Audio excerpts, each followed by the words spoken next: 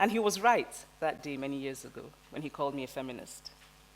I am a feminist. And when I looked up the word in the dictionary that day, this is what it said. Feminist, a person who believes in the social, political, and economic equality.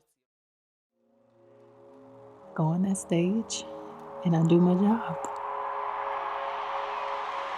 Feminist, a person who believes in the social, political, and economic equality of the sexes.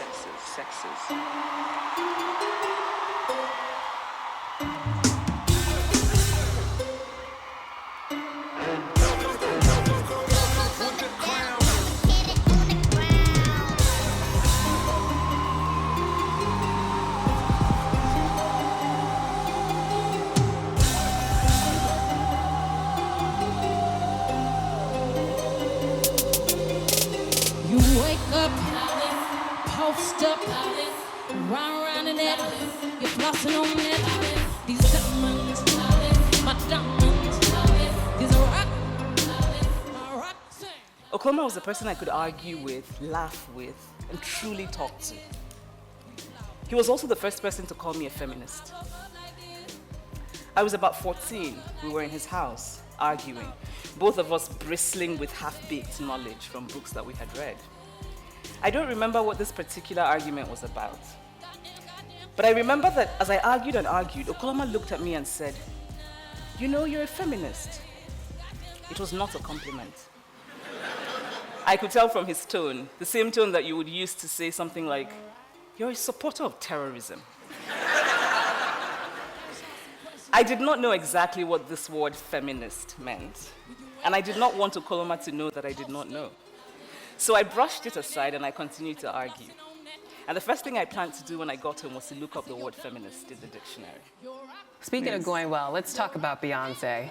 She sampled your TED Talk in her song Flawless. So are you and Beyonce BFFs now? What's your relationship like?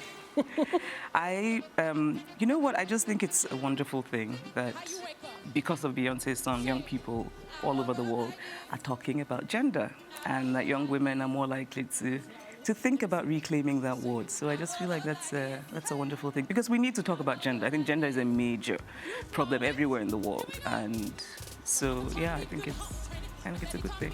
How did that collaboration come to be? And when did you know that she was going to sample your TED Talk? That seldom happens. The sampling of TED Talks. Yes. I don't know. You don't know? Yeah. So did she reach out to you? Did her people reach out to you? How did it work? We will move on. Oh, you don't want to talk about it. Is that right? Yeah. You can tell me a little something. Have you? No, she watched the TED Talk and she loved it and she wanted to use it. Yeah. Okay, during the TED Talk, you spoke about feminism and how that word carries a lot of baggage. Do you think that's still the case, and if so, why? Why is there still a stigma attached to feminism? It's almost as if that is the true F word, if you will. Yeah.